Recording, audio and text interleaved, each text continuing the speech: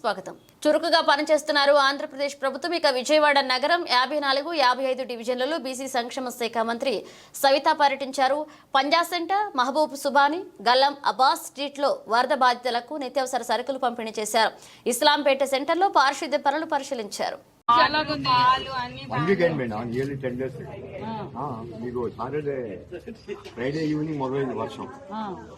ఆ తర్వాత నుంచి ఇదే అప్పటి నుంచి మన సచివాలయ వ్యవస్థ కానీ చంద్రబాబు నాయుడు చెప్పడం కానీ మన జాయింట్ కలెక్టర్ కానీ ఆల్మోస్ట్ అన్ని కాదు పంజాబ్ సరుకులు కనిపించారు. వర్షంలో కూడా తెచ్చి ఇచ్చారండి. దాని గురించి మేము తప్పుగా మాట్లాడాలి. వాళ్ళు ఏమైపోతారని కూడా లేదు. వర్షంలో అందరికి ముఖ్యమంత్రి గారు మరి కలెక్టరేట్ లోనే ఉన్నారు. వరద మొదలైన రోజు నుంచి ఆయన గారు కూడా బాగానే తిరుగుతున్నారు. వచ్చేస్తున్నారు. ఆయన కూడా మన 56, 57 తక్కువ వాళ్ళు కూడా వచ్చారు. ముఖ్యమంత్రి గారు వచ్చారు.